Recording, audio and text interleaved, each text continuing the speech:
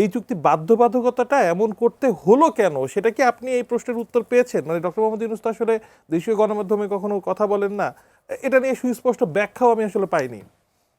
আমি তো পাইনি, তবে ডক্টর ইউনূসের এই চুক্তি করা নিয়ে আমার পরিষ্কার একটা বিশ্বাস, আমার ধারণা যে সেখানে তার ব্যক্তিগত বা গোষ্ঠীগত স্বার্থ আছে। কেমন ধরনের স্বার্থ?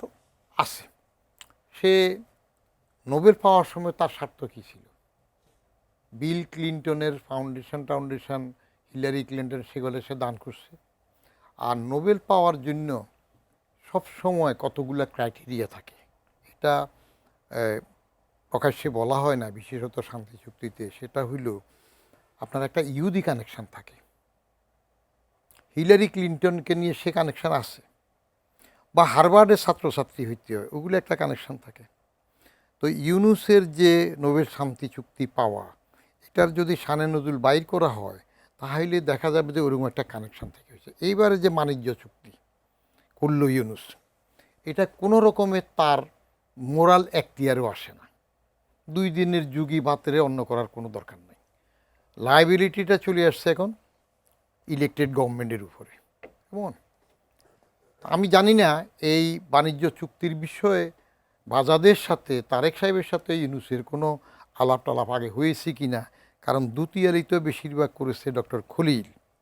ডক্টর খলিলরা, এই জাতীয় লোকরা এই দেশে কখন আসে, ফখরুদ্দিন সাহেবরা কখন আসে, আলী রিয়াজরা কখন আসে, তাদেরকে কেউ পুশ করে, গাইড করে। ডক্টর খলিল এর আগে কিন্তু বিচারপতি আরেকজন যখন প্রধান উপদেষ্টা হইল লতিফুর রহমান, লতিফুর রহমান সাহেবের পিএস হয়ে আসছে ছিলেন। সেটা রিলেটিভই হোক বা যেভাবে হোক, সেই সময় আসছে। ফরেন সার্ভিসের ফার্স্ট বয় ছিল 76-এর পরীক্ষা, কিন্তু বাংলাদেশে তো বেশি দিন থাকে না, বাইরে চলে গেছে। আলী রিয়াজ কোথায় ছিল? ইউনূস কি বাংলাদেশি নাকি? ইউনূস ইন্টারন্যাশনাল নাগরিক। বাংলাদেশের বাংলা একাডেমিতে তারা কোনো সময় আপনি দেখবেন নাকি? বৈশাখী দেখেন। এখন হুট করে এগুলাকে কারা পুশ করলো, কারা আনলো, সেগুলো আছে তাদের স্বার্থের। এই সকল ফিগারগুলো তো এস্টাবলিশ করা হয়েছে বাংলাদেশে। হ্যাঁ, ফিগারগুলো এস্টাবলিশ করা হয়েছে। আপনার ঠেকায় পড়লে তখন মানুষের বাস বিচার থাকে না। বাচ্চা কাচ্চাগুলো আন্দোলন করছে কোটা নিয়ে, তারা কি মানসিকভাবে প্রস্তুত ছিল তারা রাজনীতিবিদ হবে?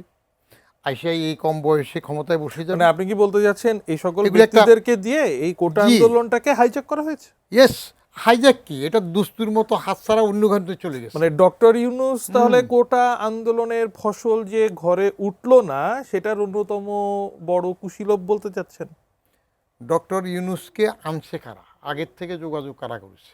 তিনি তো বলেন যে ছাত্ররা তার নিয়োগকর্তা, তিনি প্যারিস থেকে যখন নামলেন তখন তো ছাত্ররাও গেল, মানে তাকে নিয়ে আসলেন উদ্বাহ করে। আচ্ছা, উনি নিয়ে আসছেন, আমাদের জেনারেল সাহেবরাও তো কড়া করে রিসিভ করলেন। প্রথম জেনারেল সাহেব বলছে না যে আমার উপর আস্থা রাখেন, আমি দেখব। তাহলে পরে দেখেন নাই কেন? ইউনূসকে মেনে নিচ্ছেন কেন? দেখেন নাই, তাদের দুর্বলতা আছে।